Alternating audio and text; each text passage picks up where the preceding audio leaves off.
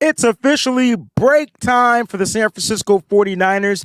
They finished up their mini camp. They're going on a little hiatus. Some players may go on a little vacation. Other players are going to be out there training with their bodies and getting their bodies correct for training camp. I tell you what, we're going to talk about players who stood out from the offensive side and the defensive side of mini camp. I'm going to open up the Breezy's Bunch Club for you guys today, and we're going to have some fun right here on the Wayne Breezy Show. It's going to be a little breezy this and a little breezy that. Let's have some fun. Breezy this, breezy that. They know I'm gold-blooded. I got the Niners on my back, you know. Breezy this, breezy that. Ain't nobody working like Breezy, and that's a fact. Overmotivated is an understatement. Gold-blooded to the core, got your squad hating. Breezy make it look easy. Breezy on everything like 05067 Wheezy. This is not a gang. Yeah, we faithful in every way. And even though we on the East Coast, very loyal to the Bay. Heavy red and gold every day. And if you really a Niner fan, I know you can relate. Applying pressure with this content like Smaller Bear. We not accepting no slander about Trey, so beware. I stay in exclusively Niner hats, and I always tell the truth, this exclusively Niner facts. Breezy this, breezy that. They know I'm gold-blooded, I got the Niners on my back, you know. Yeah, breezy this. What's going on, everybody? It's your boy Wayne Breezy, and we are back for another week of the Wayne Breezy Show. What's going on, everybody? Shout out to everybody out there. Round of applause for you being up early on a Monday. If you're out there on the West Coast, I appreciate it. If you're out here on the East Coast, I appreciate it. It's almost lunchtime over here. I see the Breezy Bunch Club out there. They just chilling in the chat, getting ready, getting started. Before I shout out the Breezy's Bunch Club, I do want to shout out one of our members from the Breezy's Bunch Club. He hit me up yesterday. He asked me to send up a prayer for him and his ex-wife and the family and the kids and things like that. And it's sad and unfortunate to find out today right here that Jason Hess, one of the greatest 49ers peoples that I know, he lost his ex-wife due to alcoholism. And so we definitely want to send up our prayers out to you and your family, the children as well. So those that know the word of prayer, that know how to pray for God's healing, please do so. Keep Jason in your prayers, and him and his family in your prayers. All right. So if you guys want to send them some prayer emojis and some love right now, now's the time to do it. Please continue to do it throughout the day, throughout the week, throughout the month, because prayer can help us go a very, very long way. All right. Nothing but positive vibes for our brother Jason Hess and his family, man. Nothing but positive vibes. And my brother, you're definitely always in my prayers. All right. You're definitely always in my prayers. Shout out to the Breezy's Bunch Club that's out there. Jax Knox is in the building. Says, hey, Wayne, being faithful. It's a wonderful Monday and it's a beautiful day. Have a great show. Hey. All right. So shout out to Jax Knox. She's out there early in the building. First one, Tanisha's in the building. Good morning, Breezy and fam. Let's make this a great Monday. That's what I'm talking about. My boy Troy's in the building. Good morning, Breezy. Yo, Troy, you stay fresh. You know, I like the Florida. The Florida State Seminoles, I like that gear over there on the left side, but it's nothing like the big logo 49er stuff, man, that I love more, bro. I hope you're doing well. Hope the family's doing well. Shout out to my boy Troy Nola's in the building. Uncle Scott's in the building. What's up, Breezy? My man Mike Eng is in the building. Woke Niner recaps. I can't wait for those episodes this upcoming season. My man VZ408 is in the building. Here we go. You already know. The one and only boss is in the building. What's poppin', Niner family? Let's get it cracking. That's what I like to hear. Niner Cali boy in the building with the hashtag BB. Shout out to everybody that's putting the hashtag BBs out there as well. Don't Bother Me is in the building. Prayers up for Jason. I appreciate that. Marty Marv, 49er Empire. Good morning, Empire. What a great morning. And none greater than the one and only, the queen of nitty gritty Niners talk. Peachy Brown is in the building, dropping in. Let's have a great show. Hashtag BB. Listen, if you're not a member of the Breezy's Bunch Club, This is one of the reasons why you're going to want to be a member, because today we're going to do the Breezy's Bunch Club where you guys get to come in and be on the show with your boy. So I tell you what, when I put the link in there, the first 3 members of the Breezy's Bunch Club that click on that link, you got to be a member to click on that link. You'll be able to join the show. And I got some questions for you because I'm going to be checking in on you and how you feel about some of the things that the 49ers have done. So it's going to be a great show. I promise you it's going to be a great show. But if you're not a member of the Breezy's Bunch Club and you want to join, you want to support the channel and all that good stuff, man, all you got to do is click on the join button. It's right there, all right? And if you are watching this podcast and you're new to the podcast and you aren't subscribed to the podcast, please go ahead and click that subscribe button. You already know what time it is. Real quick, shout out to the one and only Mike Ing. Shout out to my brother, man. He's been a Breezy's Bunch Silver member for the past 4 months. I will say Mike has been holding your boy Breezy down since the beginning of time. We going back to the land before time. So, we had that transition and then, we had to start a new channel and things like that. But Mike has been holding Breezy down on just about every social media platform there is. And Mike, I owe you the ultimate thank you, bro. I appreciate that. And for those that are doing that as well, I appreciate you as well. But I wanted to send my man Mike his flowers and things like that, all right? Let's have some fun today, man. Look, not much going on. You already look, the 49ers are taking a break. You know what I mean? And it is what it is. They're taking a break. They're doing their stuff out there. And they're gonna go their separate ways. This is kind of like, it's not the end of the road, but it's a break, a little pause in the road. And we're going to talk about some of the things that happened at minicamp. I do want to send prayers out to my brother, Travis King. He lost his pops a few years ago, and he put out a very sentimental message this past weekend. And I just wanted to send him some love and send him my prayers as well and my condolences as well, Travis. So just wanted you to know, bro, you on my prayers, family, as well. All right, man. So some love to you and to the family. All right, let's go ahead and get down to the nitty gritty of what we're going to talk about. Speaking of nitty gritty, the nitty gritty Niners Talk crew will be here tonight on the Wayne Breezy channel at 7 p.m.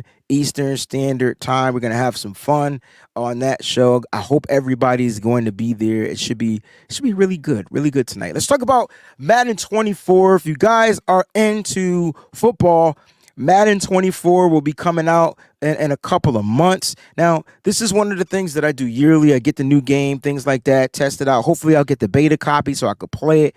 If you guys haven't gotten a chance to see, Josh Allen, quarterback for the Buffalo Bills, is on the cover of Madden 24. And you're probably wondering, why the hell is Breezy talking about it? Because it's not 49er related. I tell you what, in the video trailer of the game, one of the first clips from one of the video trailers is none other than the All-Pro Fred Warner, right? The All-Pro Fred Warner tackling the hell out of somebody. I like it because Fred Warner's been the best damn linebacker in the video game for the past couple of years. And I know because every time if you play the game, they're always updating his card, which means he's always like on the rise. His stock is always on the rise, right? So that's good for Fred Warner. Hopefully one day. Has a defensive player ever made the Madden cover, guys? Just curious. I don't think I recall a defensive player ever making the Madden cover. I don't know. It's interesting. And if there is, please put it in the chat. I'll make sure I put it up there. I don't remember. Crazy. Anyway, Fred Warner, like I said, has been tuned up in the game. I'm curious to see if any of the 49er players will be 90. Ray Lewis. God dang, how far are we going back, though? Like 2000. Richard Sherman didn't make the Madden cover, did he? Did he, Tyler? Maybe when he was with Seattle. Definitely not. I remember Ray Lewis on it. I just can't remember when. 2000, what? Was it the year that they had that best defense? Did Palomalo make the cover? Oh, we got some homework to do. Now, for those that don't know, every football season, and I'm open to ideas, but every football season, I do a Madden live show where I simulate the games for the season. So every week, there's going to be a live simulation. It's the greatest. We do 15-minute quarters. You guys be cracking at me, make sure my settings are right. I have the worst luck with it, but I love it. It's fun.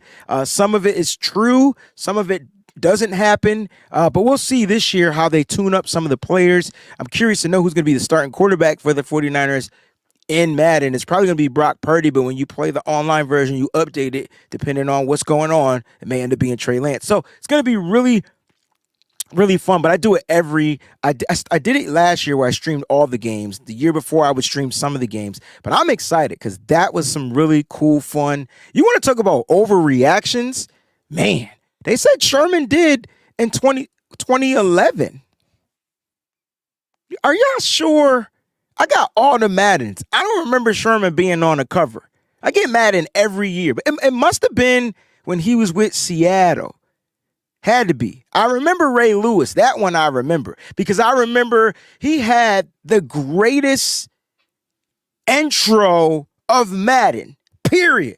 If you've never heard, what year was that? 2012? 2011? He had the greatest intro, period. Like, period. I don't remember Troy. I remember there was a Madden cover with the Steeler and a Cardinal, if I'm not mistaken, but I don't remember if it was Troy Polamalu. Anyway, yeah, that's what it is. Tony says, my 11-year-old daughter already asked her dad, what? Oh, then she got to get in on the Madden. Shout out to Tony too. She's got to get in on the Madden. We're gonna do live Madden challenges. This is gonna be a fun channel to be a part of. I promise you. If you play me live in the Madden battles, they will be streamed, win, lose, or draw. But just know, if you play me in Madden, right, it's no holds bar. It's uncensored. So make sure I will do my best to filter out at least 100 curse words. I will try to filter them out. I'm not promising it, but I will try it. That's what I thought. Okay, so that was the game. Thank you, Lake City. Shout out to Lake City. Okay, so I remember Troy now because he was on there with Larry Fitzgerald. I still don't remember the Sherman one. I believe y'all. I just don't remember it. I can't. I gotta look it up, see what it looks like. Hopefully, I'll get it in my messages just to see what it looks like. But yeah, Madden is fun. Speaking of Madden, if you haven't seen one of the clips, listen, I think they had a clip where Josh Allen was running, and this was the game clip, not the cutscene clip. He was running and throwing like while diving. I know it's slightly. I know the real Madden people out there are gonna be like, this game is trash. But I'm sorry, like they sold me just off that one clip. Like he was running, diving, and making a throw and a completion. I'm gonna leave it at that. Therefore, I'm gonna be getting to Madden, and maybe, just maybe, I'm gonna reach out to EA Sports and I'm gonna see if I could do a Madden giveaway. I'm gonna try to do two. Now, the cool thing about Madden 24 this year, it is, what do you call that? It's cross-platformed. So if you guys got it on PC, Xbox, Nintendo, we can play each other now. I got it on PS5, but if you got the Xbox, whatever the new one is called, boom, we could play each other. If you got it on PC, we could play each other. It's cross-platform. So that's one of the new interesting things. Are we going to do the league? I don't think I could do a league. We tried to do a league last year. Shout out to Coach Cruz. We tried to do a league last year, bro, and people weren't showing up to their games. That'd be me. My schedule got really weird and it was just like I was doing too much. But if y'all want to do a league, we'll talk about it on a Discord. If y'all want to do it, we'll set it up and we'll get it going. All right. But y'all got to play y'all games. And the sucky part is we got to do the draft and all that type of stuff because everybody going to want to be the 49ers, but it's going to be fun. So that's the latest in Madden talking. As more stuff pops out, man, we'll talk a little bit about it. Let's talk about the injuries for the 49ers. I don't think any of these injuries are serious except for maybe one of them. Just maybe one. I don't know because it's unknown. But I'll tell you what, look, this is what the 49ers are dealing with. You got Brock Purdy with the elbow. You got Trey Lance, who seems to be fully healthy. Matter of fact, there was a report about Trey Lance, how he has been the healthiest since he was drafted. All right. And so, when he got drafted, he had the finger injury where he dislocated or whatever the finger, and that lingered on. Then he ended up getting injured when he took that hit in that Cardinals game, and just his rookie season, he dealt with some injuries coming into the NFL. It was like a welcome to the NFL for Trey Lance, and then obviously last year the ankle, and that wiped him all the way out. But this is the healthiest he said he's been. So I tell you what, the sky's the limit for Trey Lance, but he's healthy, and that's a good thing. Brock Purdy is possibly going to start week 1. That's a great thing. These are great signs for those two guys at the quarterback position. Dre Greenlaw had the thumb surgery, so that should be good. He said he's good to go. He's going to be back to punching out balls and things like that. I mean, I can't imagine what it's like not being able to use the thumb. That's what makes us primates. We need that thumb. Remember, we used to play video games, and I think we still need our thumb to play video games now that I think about it. So yeah, man, you had to have that thumb action. But Dre Greenlaw seems to be good to go. That's going to be great to have. And Quantrez Knight. How did I say McKnight? Quantrez Knight had an injury as well, if I'm not mistaken, in camp. I believe it's something with the leg, but he looked good. I saw some of the stuff from him. He looked like he's going to be good to go. And then there's the Elijah Mitchell injury that seems to be nursing on the sideline. What's going on, JP Hella Hard 2800? Collie, you're going to leave me alone. I promise you, after the basketball season, we're going to get back to fun. I know that's what I said. I know specifically. We got one more game. It's tonight. I expect Denver to win and basketball to be over. And then I'm going to get the music thing popping over there on the Discord. Shout out to Kylie too. So yeah, this is interesting. I talked to John on Friday. We did the show. If you guys didn't watch the show on Friday, check it out. We were talking about the leaders of the clubhouse. Make sure you guys check that out. Uncle Salty is already saying that Mitchell is not concerning yet. He put 1, 2, 3, 4, 5, 6, 7, 8, 9, 10, 11, 12, 13, 14, 15 dots before he put the yet. So I kind of like that. My man Pocket the Cheesecake says Elijah got injured when camp started. So that's interesting, right? He found out the schedule. You guys are so funny. Ooh, I like this. I think Case 49 with the zoot suit, Malcolm X in the zoot suit says, listen, I think Mitchell isn't happy. So what is the plan for these days where the 49ers are kind of like off to doing their thing? Obviously, I'm going to put out what they're doing as far as their progress, but I plan to do stuff where the 49ers, I'm going to break down each position group, and we're going to go through the position groups and try to figure out things and stuff like that. But this is interesting. So hold on to this thought. You know what I'm saying? I think Mitchell isn't happy. I want to disagree with that, but it's hard because, like Peachy says, Mitchell somehow stays injured. It's weird, which means that you can't really trade an injured player, but you can release them. We'll leave it at that. Doesn't cost the 49ers much. 49ers have a loaded backfield with the running backs. It's going to be interesting to watch. But here's the thing. I'm praying and hoping, and I have faith that Elijah Mitchell is happy and he just is getting his body acclimated. Like, John talked about how he's the veteran of the running back group other than CMC, right? But as far as the 49ers, he's the veteran. He's the longest tenured 49er running back. Let's leave it at that. If that makes any sense to you, means he's been there. It's be his third year. It's Christian McCaffrey's second year. So going into his second year, and he didn't even have a full first year. Elijah Mitchell, I'm praying that he's healthy. That's number one. I believe he's happy. That's number two. And I'm having faith that he's going to be good to go. I will say this. We want Elijah Mitchell here with the Niners, but healthy. Why? Why do we want Elijah Mitchell here? So many reasons, but obviously led the team in rushing, almost 1,000-yard rusher his rookie season, right? He was the guy. He was a rookie drafted in the 6th round that the 49ers, that, due to an injury to Raheem Mostert, ended up starting for the season. Now, he got beat up his rookie year as well. Last year, he started off. We thought he was going to come into camp fine on fire. I tell you what, Elijah Mitchell, if y'all don't remember Elijah Mitchell, that mother sucker was on fire in that first game. He had over 50 rushing yards in the first half, and then he had the knee issue.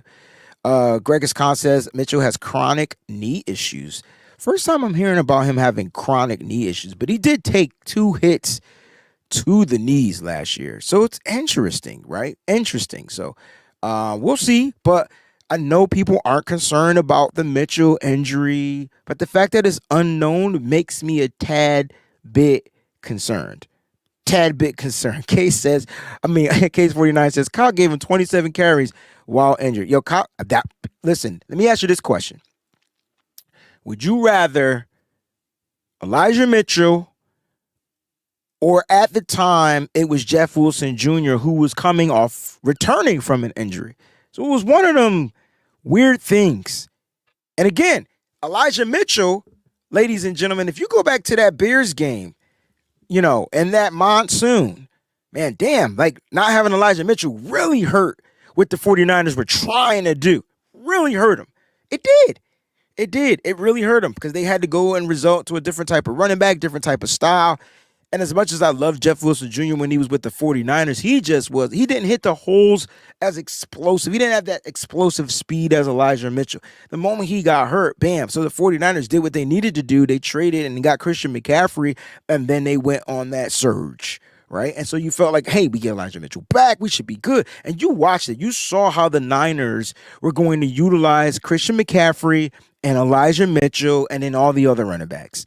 It was Christian McCaffrey, you're going to start the game off. Elijah Mitchell, you're going to start the second half. And then we're going to give you a mixture with Jordan Mason closing out the game. So it was pretty dope, man, how they used it. The question is, will we see that again? And that is the answer that we just don't know. So that's your injury report. Those are your injuries. If there's any other injuries and I didn't talk about them, my apologies. If you guys know about them, put it in the chat. I'll make sure I get it up there. We can briefly discuss it. But that's kind of like what I got, right? So let's go back to mini camp and let's talk about who I felt are people that stood out.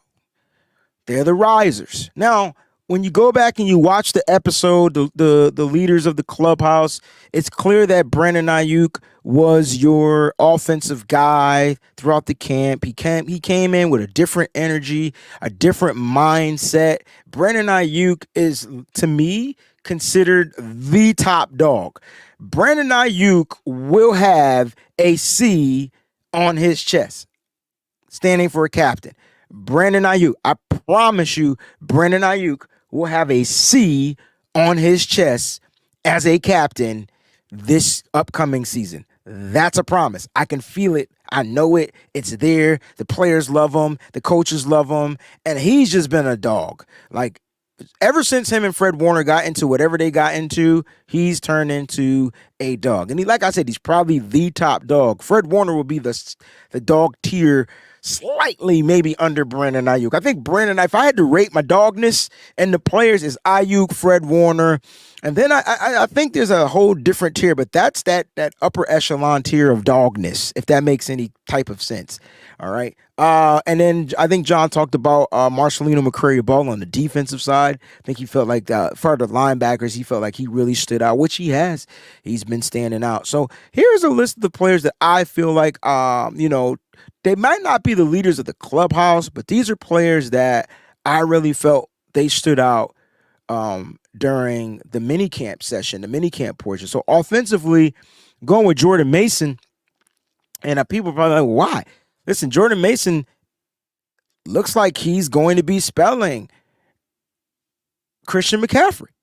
And it's cool because now you literally get a change of pace dynamic from the running back committee if Jordan Mason is your number 2. You get a change of pace committee. 49ers got a plethora of running backs. They have 6 running backs to be exact. Let me just remind you, Christian McCaffrey, Elijah Mitchell, Jordan Mason, TDP, Kalen LeBourne, Ronald Awatt. They have a plethora of guys. The 2 undrafted guys, LeBourne and Awatt, are there. TDP, I heard, had a really good camp. Jordan Mason had the camp. Elijah Mitchell was nursing an injury, and that's what happens. Injuries are when they come, it allows other players to step up. And so we're going to see. I think Jordan Mason might be the number 2 guy. So even if Elijah Mitchell returns, he can be maybe your 3rd down back. When's the last time the 49ers used the 3rd down running back? Just curious. Use the 3rd down running back. So that might be listen, I'm all for the 3-headed monster, okay? But the one thing I know you're going to get out of Jordan Mason is this, okay? Jordan Mason's going to put his head down, shoulder pads down, hit the hole with full set of steam, and if you don't bring him down, good luck getting him down. I think the 49ers need that. I honestly, he's a bigger running back, bigger size, and I just don't want to see Christian McCaffrey taking the pounding up the middle. Pause. So I think this is good that Jordan Mason is standing out, and the question is, if he's your number 2 back, right? I'm cool relieving him from his duties on special teams, and I think they got tons of other players that can be those type of gunners, right? And so look, the Niners are in a great situation. Great situation. I believe. My man Luke the Don says Trent has his own tier. Trent, I'm gonna get with Mike on this, and we're gonna do a new breed show. Meaning, because Mike and I, we do the dog show where we kind of compare. We did this when Jimmy Ward was there.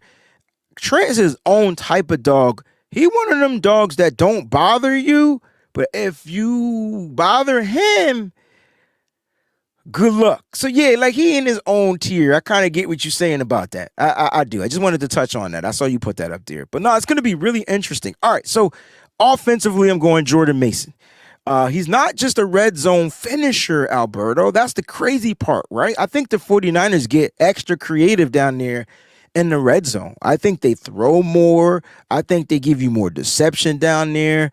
I think Juice lines up in the backfield here, which is weird because I'd rather it be Jordan Mason.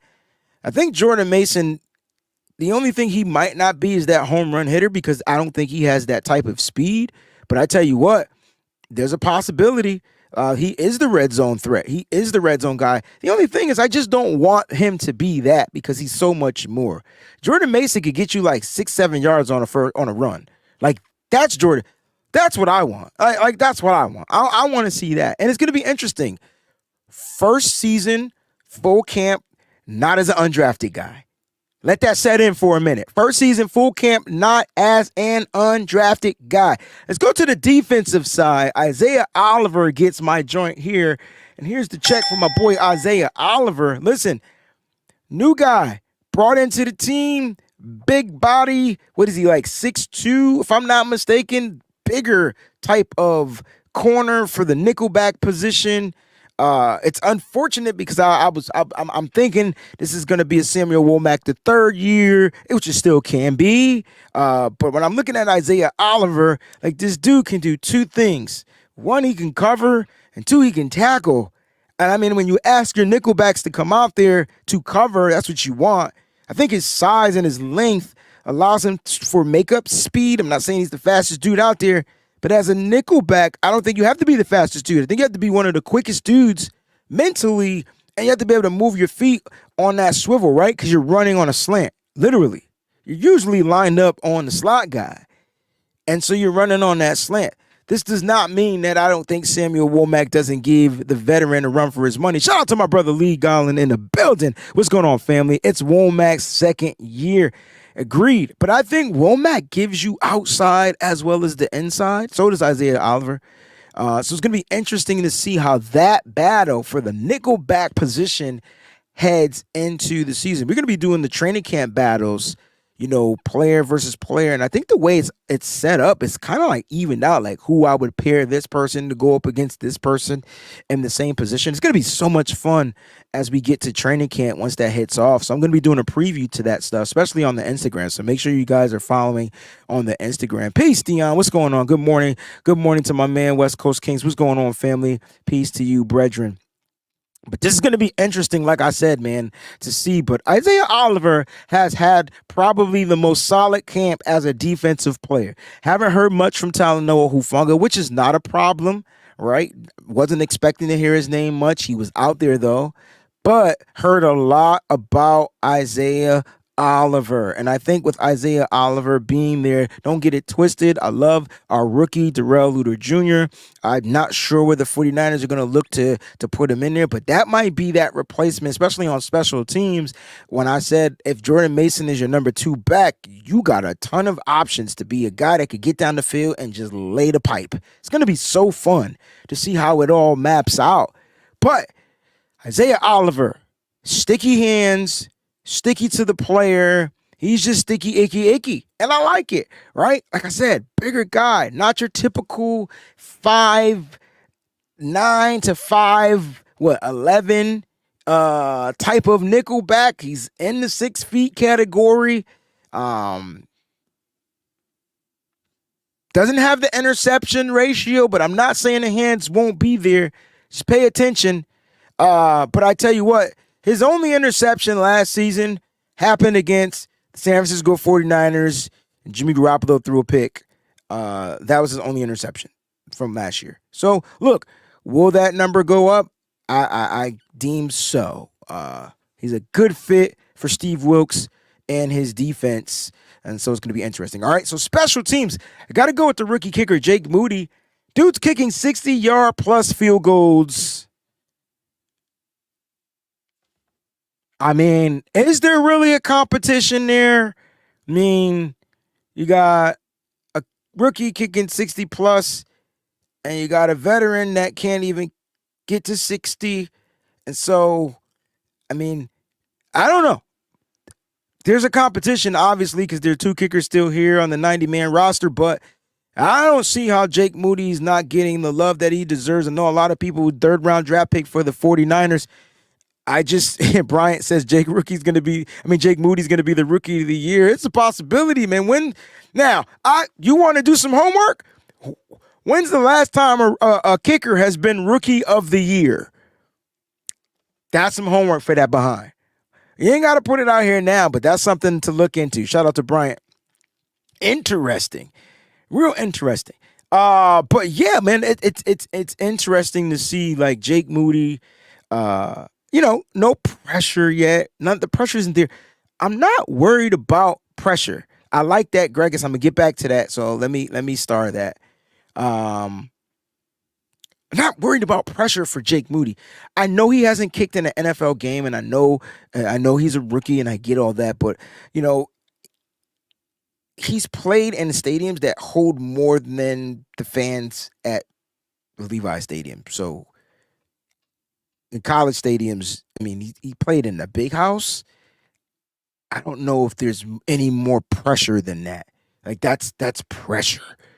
So if you guys watch college football, I know no one pays attention to the Big Ten, and I know I'm a Big Ten advocate. I'm a Michigan fan, Peaches an Ohio State fan, a Buckeye fan, right?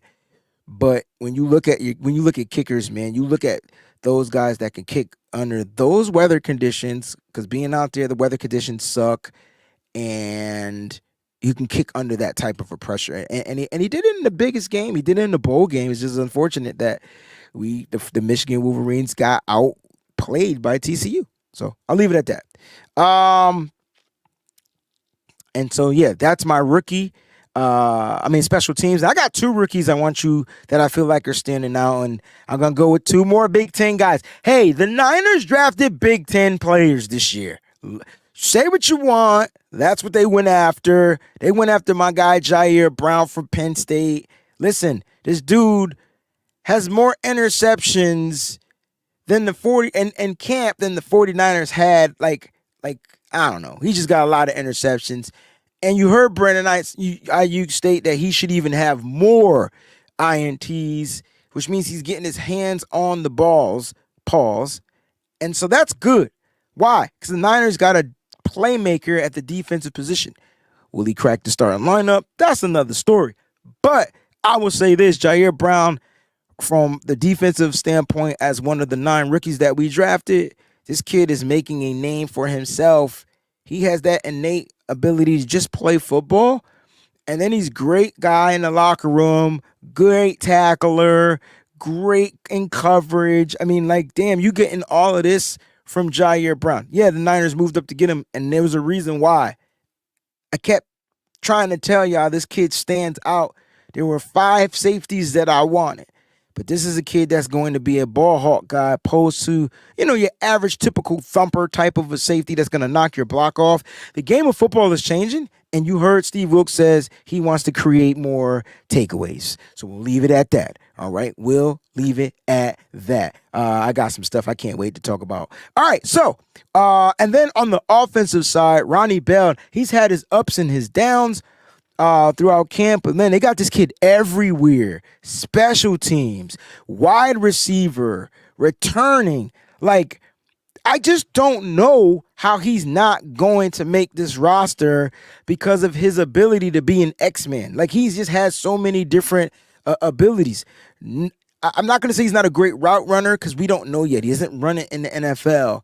But his ability to get open and find a way to create some type of separation to make a play on the ball, that's what's key. If you want to watch a video about how he creates separation, check out my brother John Chapman's Patreon account where he's breaking down.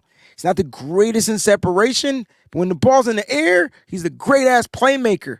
So look, that's what you're getting from him. Few drops in practice or whatnot, but it's going to be interesting to see how out of these 11 wide receivers where Ronnie Bell stands. It's going to be interesting. So Ronnie Bell will be my offensive guy from the rookies. Jair Brown will be my defensive guy for the rookies. And those are my standouts. Now, that was mini camp. That was OTAs into mini camp. I can't wait till training camp starts. There is no official date for training camp, the start of training camp. My guess is it's going to be that last weekend in July, headed into August, where you're going to get your preseason games. So just stick around and we'll make sure when that date is released that we get it out to you.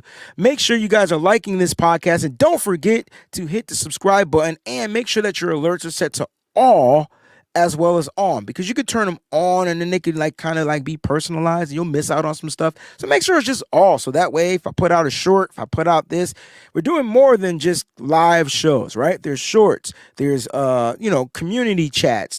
Make sure it's just set to all so you don't miss out on anything. You have no idea when I'm going to post stuff, all right? So make sure it's set to that, all right? I'm going to be opening up the show to 3 Breezy's Bunch Club members. So if you're a member of the Breezy's Bunch Club and you see the link, be the first 3 people to click on the joint. You could be on the show. I have some questions for you guys to answer. There's not a time limit, but we will be out within the hour range. All right. But I will like to get your takes on the questions that I have prepared for you today. All right. So yeah, Breezy did some homework. All right. So let's have some fun with it. Before we get into that, we're going to be saving the super chats to the end of the show, guys. So if you want to give super chats, feel free. But don't forget, we're going to come to those at the super chat segment of the show. All right. There were a couple of things that I saw that I wanted to star that Greg has talked about Isaiah Oliver, because I mentioned how he was the guy that, to me, that was standing out as well.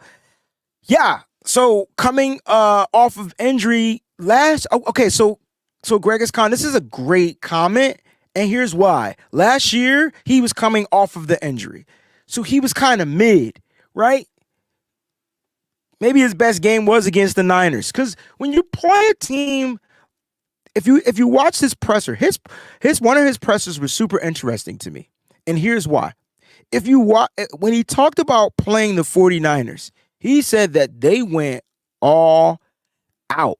Like, they played us harder than any other team. Damn, that was at the beginning of the year too, right? He said that they played us harder than any other team. But he said it was a setback, though, to the team, because after that game, they were beat up. They were bruised. They were injured. They got the win, but then it's like they couldn't win any other games, right? So the Niners are that physical of a team. That's something to pay attention to, and he's happy to be a part of that. But Greg, he did talk about how last year was the year he was coming back from that ACL injury. So you're right. We got to make sure he can keep himself healthy. I'm going out on a limb saying he's going to be just fine, my boy. That's how I'm looking at it. My man Tyler says, from my research, the last time a kicker won Rookie of the Year was 1969 with the Cowgirls. Wow. Can Jake Moody win Rookie of the Year? Here's the crazy part, right? It's a possibility that he outscores any other player in this rookie class. Just let it sink in. Just let that sink in. Kickers usually lead the team in scoring by the end of the season. We'll leave it at that. All right. So thank you for that research, Tyler, man. I truly appreciate you as well. Case, I saw you gave the same super chat twice. So if you want me to refund you one of them, let me know. I'll send it back to you, my guy, and I'll get to those toward the end of the show. But I do want to get the Breezy's Bunch Club on here as promised. So here comes the link, guys. Get ready to click on that joint as we speak. It'll be entered in the chat, and it should be available for all the streams. So if you're on Facebook, if you're watching or whatnot, you should be able to click on it and join. But again, make sure you are a super chat member. Don't worry, I can tell if your name show up in a different color. That's how I know. All right. So I'm gonna take the first three. I got a group of questions I want to ask you guys on the air. I got one in the building already. I love it. I love it. I love it. Waiting for the other two to join. All right. And this is gonna be interesting because now you are going to get up here and you're gonna be able to give your take based on the question that I asked. All right. We'll have some fun. We'll have some fun with it. And the cool thing is, since it's a club show, I'm going to have everybody on at the same time. And while Dion is walking, I might as well get him on. We're not going to prolong the show. What's going on, bro? What's good with you, Breezy? How you doing, brother? I'm good, man. It's another Monday, and I'm doing really well, man. How you doing out there? Hey, man, you know what I'm saying? I woke up on the other side of the grass, so I'm blessed enough for that much. That's always how I look at it. That's what I like to hear, man. So let's have some fun, right? Because I see Uncle Scott's going to be in the business. We're going to get the club on. Now, the only thing I'm going to say is I'm going to ask you guys a question. All right. We'll do like a little round table type of thing and just give the mic respect. You know how we say one mic? Just respect the person on the mic or whatnot. So that way you can be clear and you can be heard. All right. Uncle Scott, I'm bringing you on right now. All right. Let me go ahead and get rid of this banner so we can see you. What's going on, Uncle Scott? What's up, nephew? There's the audio. I just wanted to make sure the audio was there loud and clear. All right. So let's have some fun with this. All right. So the first question is going to be addressed to my man Dion. And I want to get his take on this. So here we go. The 49ers are a run first team. And the whole league knows that. Yeah. Do you think Kyle Shanahan will switch it up this upcoming season? Do you think he will, and do you think he should? How about that? I think that Kyle Shanahan has already switched it up. If you think about it, this goes back to last season. In the beginning of the season, when Trey Lance was the quarterback, what were we? Run heavy. The minute Jimmy came in, the minute Brock came in, we switched to passing the ball. So I think, honestly, he's going to even it out. He's going to balance it as best he can. And I think Kyle does that based on the quarterback that he has in there. Now, we all know I didn't care much for him, having Trey Lance as a part of a lot of those running packages and a lot of the RPOs that he had installed. I honestly would have liked to have seen him run that same playbook that Jimmy and Brock ran because it would have given him an opportunity to showcase his skills. Plus, we get to see a little bit of Danny Gray. We might see some more deep shots to possibly even BA. There's a variety of things, but I think he's going to even it out more, and he's going to start trying to lean it a little bit more on the pass, strictly because this is a passing league regardless. Very well said. I mean, and I can see that. I do know that the efficiency of the passing went up when Jimmy came back. It was a lot of quick throws, things that aren't really in Trey Lance's wheelhouse as of yet. Not sure how much of that was due to the injury and him kind of like recovering, being fully healthy from the finger issue and things like that. But it's going to be interesting to see. I do know what I do know is when they did run the ball heavy, man, they just locked the box. They stacked the box. And it didn't matter who the quarterback was because the 49ers were always trying to establish the run. Let's make no mistake. They were trying to establish the run. How many times did we say, damn it, stop running Christian McCaffrey up the middle? I mean, he getting popped in the ribs or this. So they were trying to establish the run. But maybe you're right. Maybe it depends on who's playing quarterback, which will determine a lot of those quick screens, those type of throws, which I just didn't think Jimmy Garoppolo was ever good at. But Brock Purdy was highly efficient at it. Uncle Scott, I any agree. thoughts on that question? Yeah, I think because of Trey Lance is going to be able to start, I think that he's going to air it out, especially with Danny Gray.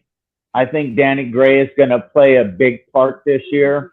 I think he's going to be able to throw the ball downfield more. Like Dion said, that it's a passing league. And I think that we're going to use Trey Lance's arm at least the first few games.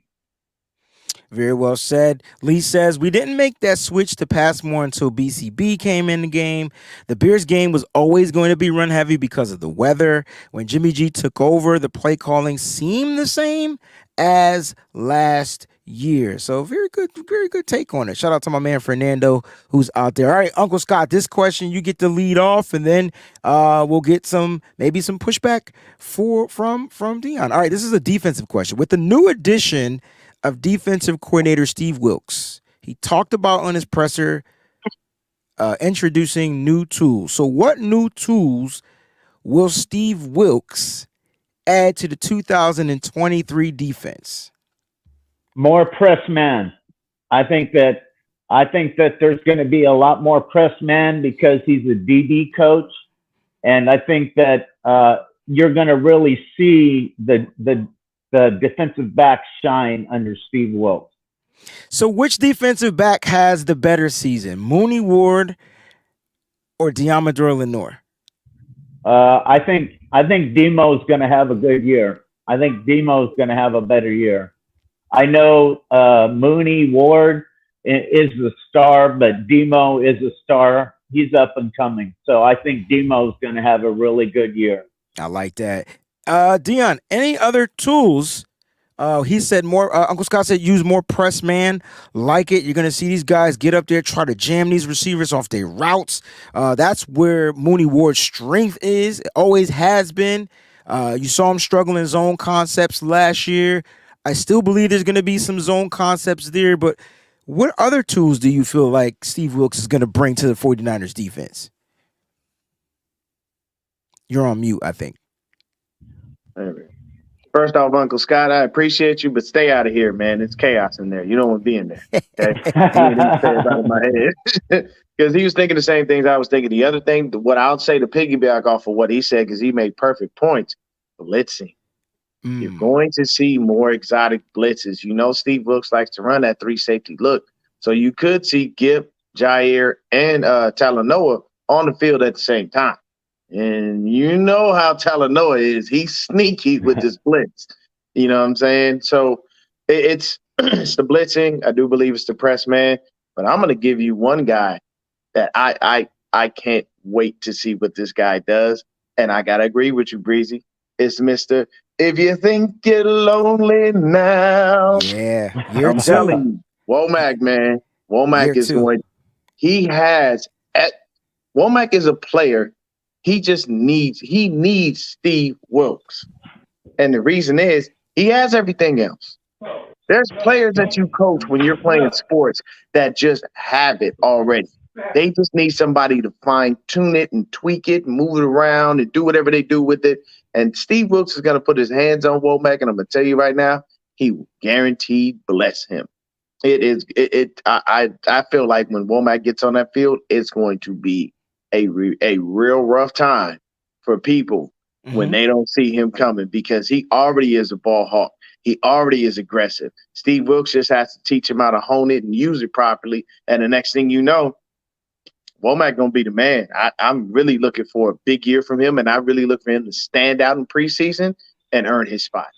See, this is why it's going to be so interesting, right? Because I'm getting excited. Because I love What? Samuel Womack the third, right? But what the Hmm. Niners did was they did some dumb shit, right? And they went and drafted this kid named Darrell Luter Jr. Now, Yeah. there, I will say that Womack the third and Darrell Luter Jr. may just be the two most aggressive DBs on the Hmm. 49ers. And when I say aggressive, I mean good luck trying to get open. I think with Womack's issue last year was converting from outside to inside and just being thrown in the fire. I mean, that's just kind of what it was. And it all happened because of the injury due to Emmanuel Mosley, right? And so it was like, all right, Womack, you up. Now, Womack was definitely going to be a stud on special teams, but the one thing you can't teach him is how to play football, was how to be on the football, because that's the one thing he has. He's a playmaking guy. He will stay stuck to your ass like glue but make a play on the ball without getting the penalty. That's a gift. That's a gift. That's technique. You can call it what you want. So Womack is going to be a problem. But what the Niners are doing is they're creating this weird ass synergy of competition. And so who's going to be the odd man out?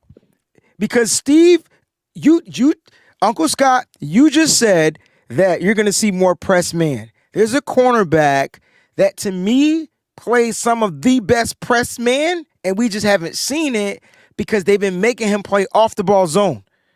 You know what I'm talking about? No. I believe it's Mooney.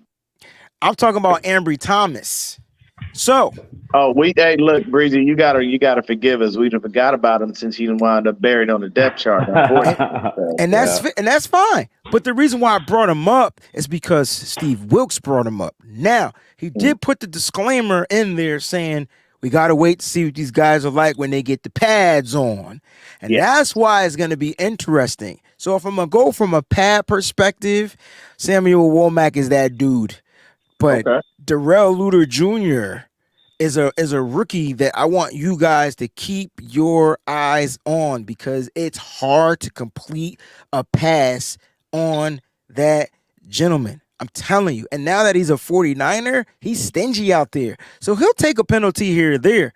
But it's not one of those like blatant type holding calls. It's one of those aggressive, he's too aggressive type penalties, right? And then they're gonna call it because he's just playing over aggressive, and they think it was a flag, and you can't review aggression, right? You know what I'm saying? And so it's gonna be interesting. But I think you guys, 2 points that you brought up, press man, more blitzing, and I'm gonna throw in the coverage. I'm gonna throw in making plays on the ball.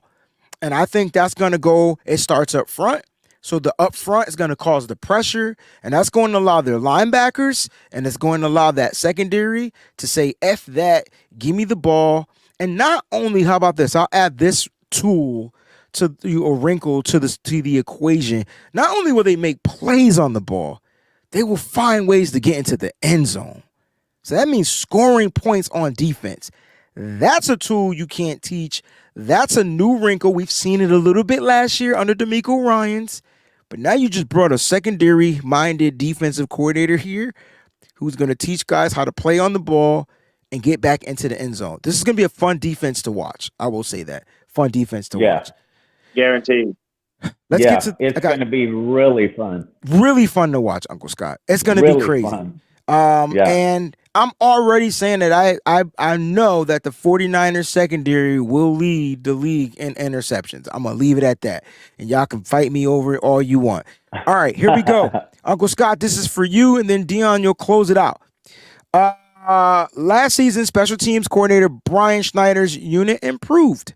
With the addition of a new kicker and a new rule, where do you feel the 49ers special team will rank this year? I believe they were ranked in the 20s last year, and this year, do they move into the top 15? That's the question that I'm asking. Yes, I think with the new kicker, they're going to, and the additions to the special team, I think that they're going to be at least top 15. At least top 15. The kicker is going to take us over the top. I believe so. I like that. He's focusing on the kicker, Jake Moody. Dion, any wrinkles to this? Do you agree? What do you see is going to be? Will there be an improvement with the special teams? Year Here's two the for Brian issue. Schneider too. Yeah, here's the thing. Do I think that it's going to be a better year for him in the second year? Yes. But with that new rule, with that new kickoff, there's going to be much special teams really can do. I mean, like, what do you do when you're not going to be able to return the ball? You're only going to be able to get anything on punts. And then we have to hope that we have somebody dynamic back there. I like what Ray McLeod is doing, but I mean, can you get in the top 15? Yeah, it shouldn't be too hard because basically that's the situation. You know what I mean? So I don't know what's going on, but basically a situation where you just got to be able to take your time with it, figure it out, and go from there. I know for a fact that we will definitely be better, and I think that Jake Moody is going to be the key to that.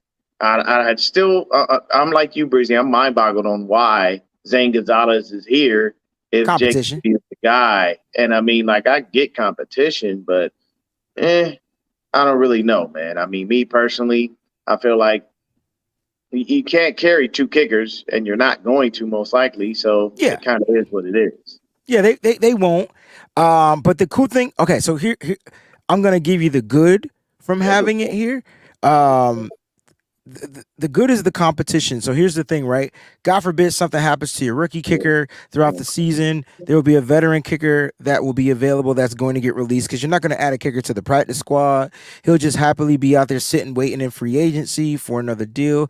It'll cost the 49ers some money. Remember, he's not costing the Niners anything to work out right now. It's kind of like a trade, and it was like a freebie. So the Niners got a kicker into their camp and Zane Gonzalez.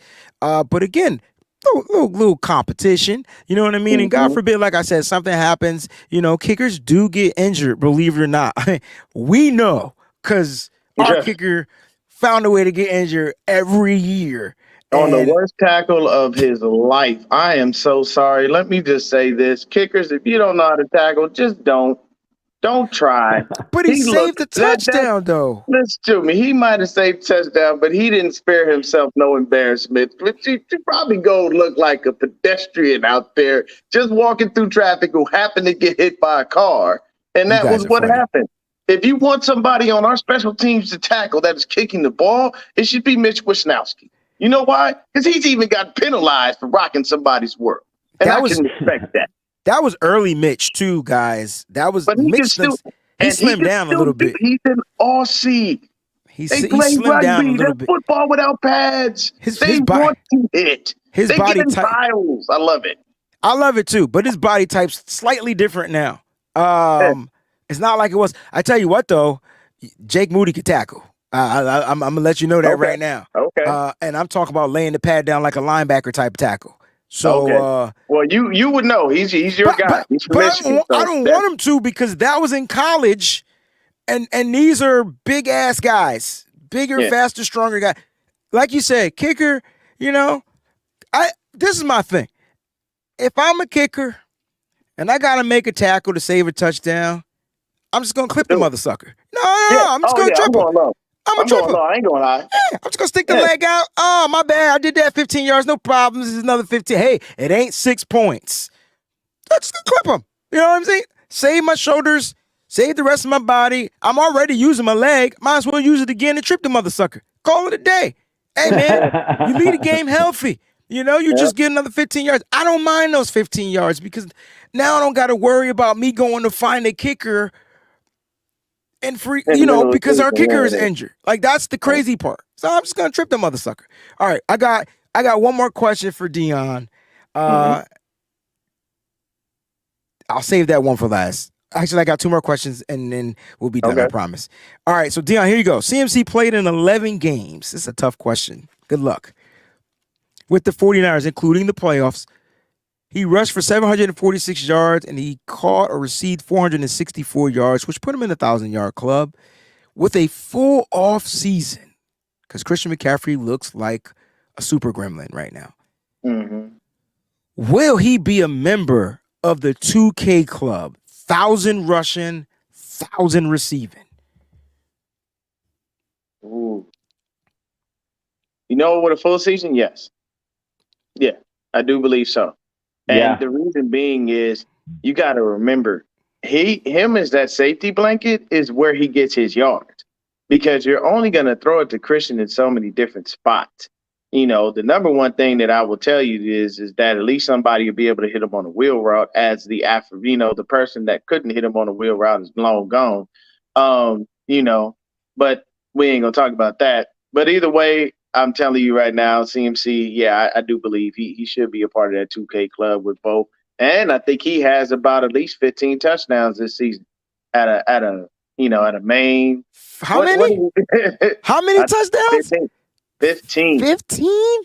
15 on the year Yeah. between his rushing and his receiving. I give him 15 Mhm. TDs this season because he's going. The thing about CMC is he doesn't have home run speed.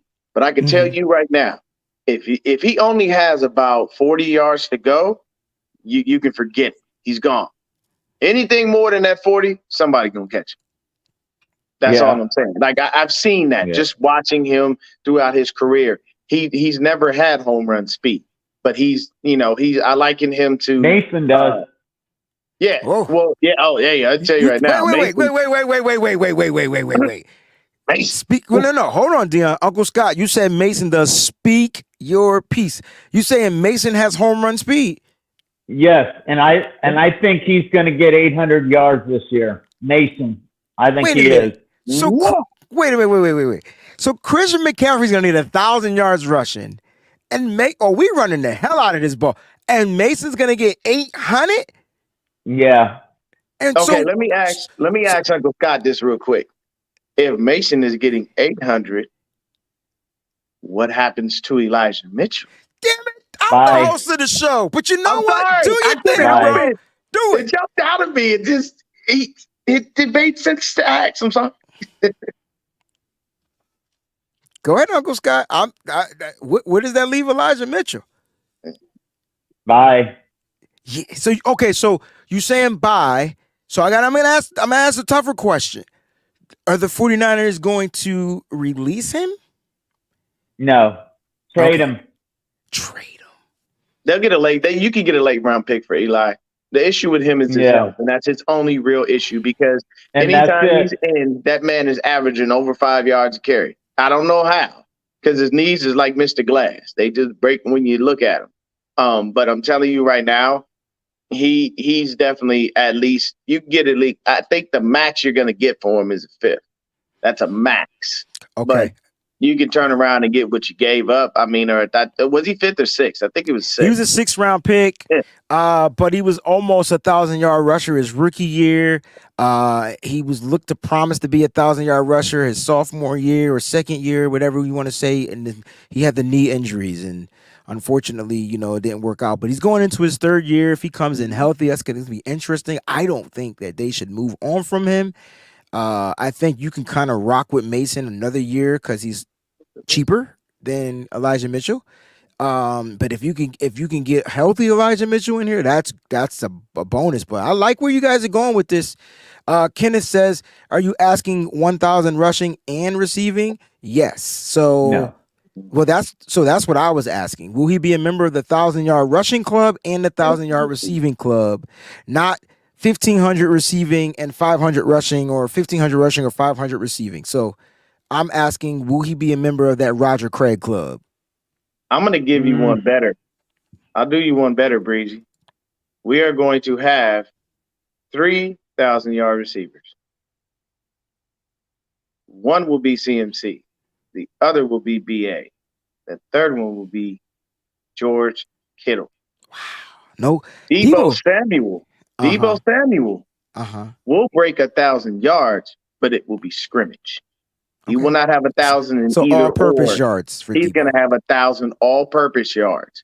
And I'm telling you right now, as long as it's either Brock or Trey, and I'm going to say Brock or Trey because we truthfully don't know. Me personally, I believe it's Brock because I believe that Kyle is sold on him, and he has no aspirations of putting Trey Lance on the field. Once he sees a dude that he likes and he feels can execute the system the way that he wants, he's going to do it. So honestly, I don't feel like Trey has a shot at starting by any stretch of the imagination outside of him getting the good reps in training camp and getting those reps in preseason. But either way, I will say this, whether it's Trey or whether it's Brock, the ball's going to be flying all over the field. And BA said he was ready to take off. And Debo's talking about my season last year was trash and all that other stuff. So I'm like, hey, it's going down. I feel like these dudes are really going to go out there and show up and show out. And Debo's playing on incentives this year. So he has a bunch of benchmarks he's trying to reach. This is going to be fun, though. I can tell you what, I'm predicting the 49ers offense to be very entertaining. That's what I'm predicting. Yeah. I'm predicting the offense. I don't know how, but man, they got weapons, and it's going to be entertaining. And I'm with you guys. I don't know if it matters who the quarterback is at this moment, but I think it's going to be very entertaining. A little pushback from my man Luke the Don. This will be for you, Uncle Scott, because you said he had breakaway speed, and I'm glad because Luke the Don says, no disrespect, but Mason got hawked down by the Seahawks on that breakout run. That's when he got to like the 1 yard line and got tackled. Oh, yeah, I saw that one. And so I don't know if he has that home run speed. I don't think we'll ever see Raheem Mostert. So, guys, do this with me. Close your eyes and say bye-bye Raheem Mostert speed. Open your eyes and welcome in the new speed because we're not getting that speed back. Right? The Dolphins ain't even getting a chance to see that kind of speed. So it is what it is. That speed is gone. But damn, it was fun while it lasted because that to me was home run speed. Because what Uncle Scott saw was when Mostert made the one cut. It was just one. It's just get through the middle, make that linebacker safety miss, and no one could catch him. I just don't think we get that. Like for me, McCaffrey needs the contact. You saw it in the NFC Championship game. You're like, all right, he broke for a big run. He's about to get tackled. No. Contraire move, Frere.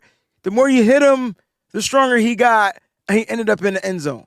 I think Mason needs contact too, because the fact that he goes untouched every damn time he gets through the hole is probably what's messing him up. Like he needs that extra to kick into that second gear. So we'll see. He likes the contact too. Mason likes he does. You can see it. I agree 100%. Listen, I got one last question for the both of y'all. Thank y'all for rocking out with your boy in the Breezy's Bunch Club, man. I appreciate it. Here we go. If Brock Purdy and Trey Lance somehow, some way splits the season, which means they play the same amount of games, which one of the two will lead in passing yards? Trey. Scott is so good to I gotta roll with Uncle Scott here. I done told him to stay out of there. It's chaos, but he seems to like it in there, so it's okay. But yeah, I'm telling you right now, man, Lance, while people want Brock to start, and you know the main reason people want Brock to start is because he was winning. Absolutely. Winning cures everything, people. Absolutely. We all know it does. And I Absolutely. get it. But he does not have the arm that Trey Lance has. We all know this. Okay. I'm going to tell you right now, if Brock Purdy starts, Danny Gray most likely will be irrelevant and possibly traded. Right. Somebody will look probably. and say, I need a speedster. Let me go to the Niners and steal that guy they're not using. He's going to make Gray's having an amazing camp too, by the way. I could have used him for my example. But the thing is who's been the guy that hits him the most? Trey Lance. More stuff. You'll see him. Those two have a better connection. And to tell you the truth, I'm gonna say this. I love George Kittle's vote of confidence in Trey Lance. That was rare. They asked him about Sam Darnold. He was, he's improving. I mean, because you can't expect Sam Darnold to walk in here and just know the offense and everything's going to be all fine and dandy and he's going to beat out Lance and all this other crap. It is what it is. But you have to think about it like this.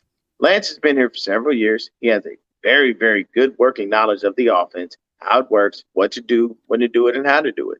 So at the end of the day, do you really think I'm going to give you every detail of the offense? God, no. You coming for my job. I'm going to show you what I can show you so I look like a good teammate, and the rest you're going to learn on your own. And I can tell you right now, that's not being mean. That's what you call good business. You don't be, look, man, what did Apollo tell Rocky at the end of the movie? I taught you everything. You know. Not everything. I know. There's a reason for that. I can't just give you every single thing. No. Some DBs, when they play football and they got interviewed, they didn't give up all their secrets. You know what I'm saying? Darrelle Revis, great master study guy of the game. He made Chad Johnson look ridiculous. And Chad, he got on there. He got mad. He said, how is it that you always used to get me? And he said, well, tugged on your right glove twice every time you were receiving the ball. I knew that. I studied the film. So I knew when to play you and when to not. So made my life easy. There you go. You understand the nuances of the game. You learn the tells that the opposing, force gives you, and you run with that. And you learn how to be able to use it against them. And that's just how you got to do it. All right, guys. Before you jump off, I just want to tell you how much I appreciate you guys for jumping on the Breezy's Bunch Club segment of the show. This was fun. I'm going to probably do many more of these through this off-season break vacation. It's always fun to pick your brains. But before you go, man, leave us with a shot of positivity. That's what the faithful needs to hear. Okay. Here's one for you. Okay.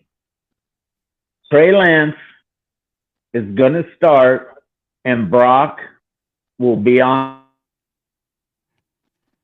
The connection just had to do it during his point. Go ahead. Go. You got to say it again, Uncle Scott. Yeah, you cut out a little bit. You said Trey Lance is going to start. Trey Lance is going to start, and Brock Purdy is going to be on the bench. I feel it in my bones. I don't care what anybody says. You can say I'm wrong. You say I'm an old man. I'm washed up, whatever. I don't care. This kid, it's in his third year. He has improved to the point where everybody's noticing. Once he gets in, he's not going to give up the job. I'm telling you. And that's all I got. Yeah. Yeah. All right. Dion, that was a great shot of positivity. Dion? I'm going to give you, I'll do you one better. If Trey Lance is our starter all season long, Super Bowl. Automatic. And I'm going to tell you why. Because we will be able to do things with this offense that we haven't been done before a couple of years because there's been limitations on the QB. Yeah. He's in. He stays in. He doesn't give that job up. He puts Kyle in a Harbaugh situation. Do I let the guy coming off injury back in, or do I roll with the hot hand? And to piggyback on that, we don't start slow this year. We actually come out fire. Ooh. Fire. We shall see. We haven't started fire since 2019.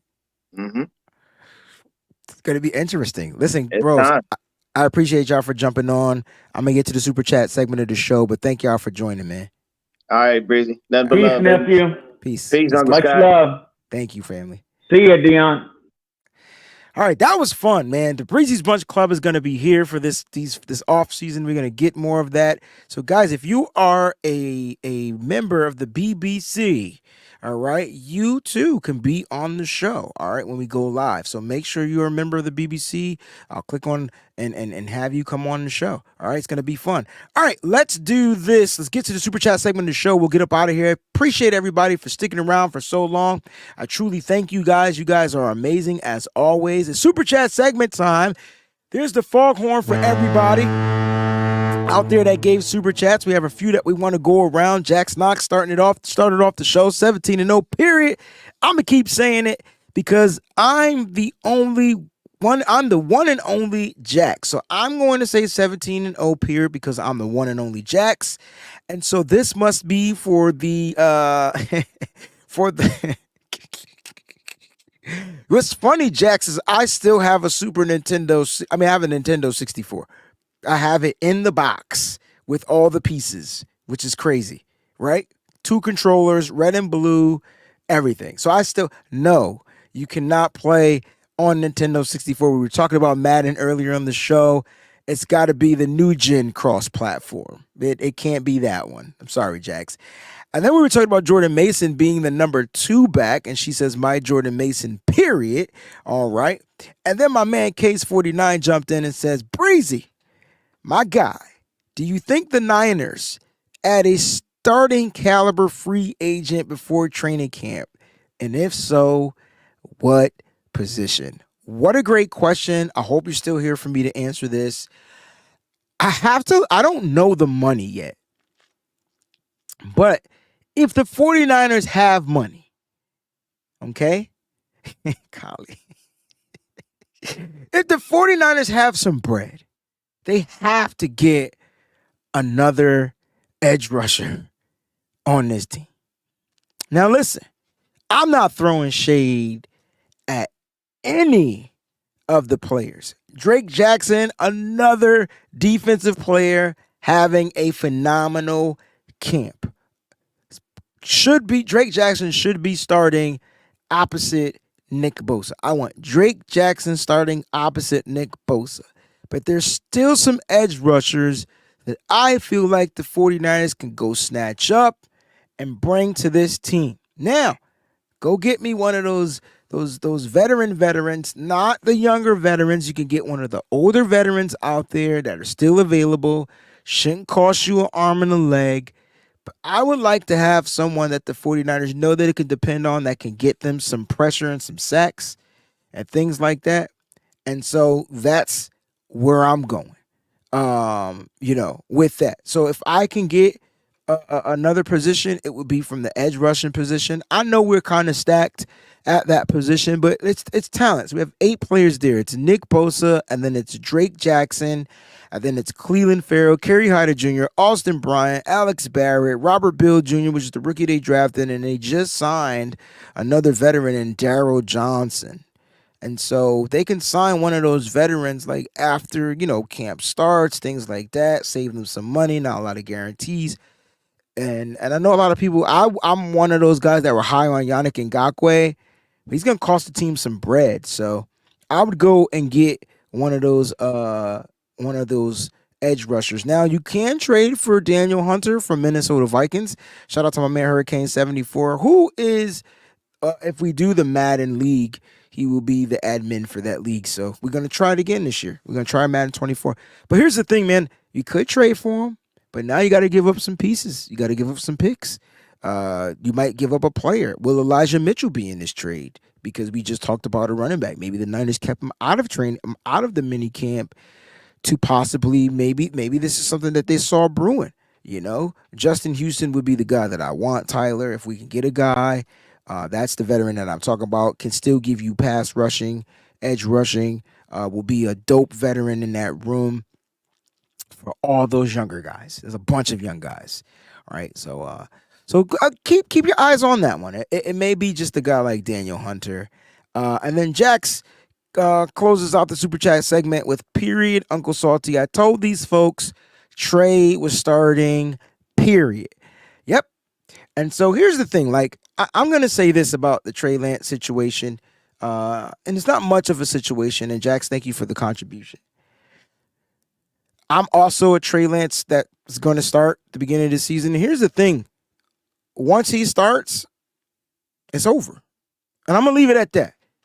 Once they let this kid back into his role, back into playing quarterback, and he starts showing up and showing whatever, man, the 49ers will be in a great situation again. They're already in a great situation with what they get from Brock Purdy. But when Trey Lance gets out there and he starts starting, good luck, because after he's in there, he ain't coming out. I like that. That's what it's going to be. You want to talk about take off? You guys forget that Brandon Ayuk and Trey Lance last year looked like they was like, peanut butter and jelly. Just two things that went together. And I don't know if y'all remember that. But remember, Debo wasn't at their offseason training, and Ayuk was down with Trey Lance, and they were just, well, you were like, whoa.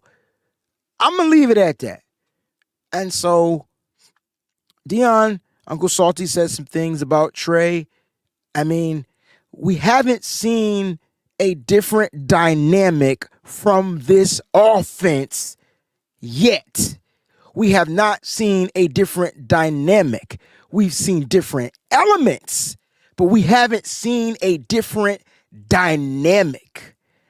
And the dynamic that Trey could bring to this game is not his ability to run, but his ability to perceive that notion of him running and being able to take the top off the defense with his deep passing ability. That's a different dynamic. That's going to be interesting to see if that's how the 49ers go, but that's what I'm believing. I believe the Niners want to see that because every time we get to that game, the defenses figure out the Niners, they stack the box, and they make the quarterback beat them. Jimmy Garoppolo couldn't beat him in the Super Bowl. Jimmy Garoppolo couldn't win an NFC Championship game after losing the Super Bowl. I'll let that simmer saute. I don't know what Brock Purdy will be able to do because he got injured, but there's just a possibility that the 49ers may have still been on that same trajectory since the dynamic of Brock Purdy wouldn't have been much different than what we were getting from Jimmy Garoppolo. Was he better than Jimmy? Yeah. Was he more efficient than Jimmy? I would say yeah too. But he still doesn't give you that different dynamic of the quarterback position. He's great at extending plays, keep plays going, but I'm talking about that dynamic. So defenses pay attention to little subtle things like that. And I think this is what it is. It's just 11 on 11 football. And Patabo says Breezy BA is going to train with Trey. I know. He kind of mentioned it, and I think Debo is going to be there too. This is going to be a crazy-ass offseason. Trey Lance is going to be at TEU with George Kittle throwing. He was supposed to go last year, couldn't go last year. He will be there this year. What a great show. Almost an hour and a half. You guys rock. Shout out again to all the Breezy Bunch Club members. I love y'all. Appreciate y'all.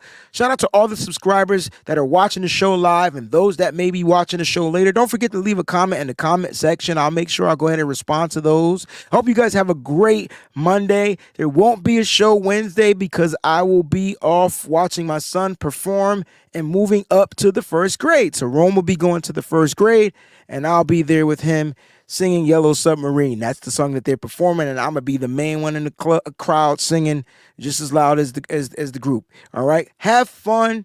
Enjoy this off season. Enjoy your summer vacations. Enjoy the hot weather. Everything's about to start coming at one time. Summer's almost here. I love y'all. Stay up, stay faithful, and always keep it nitty gritty. See y'all on Nitty Gritty Niners Talk tonight, 7 p.m. Eastern Standard Time. Thanks for watching. Yeah.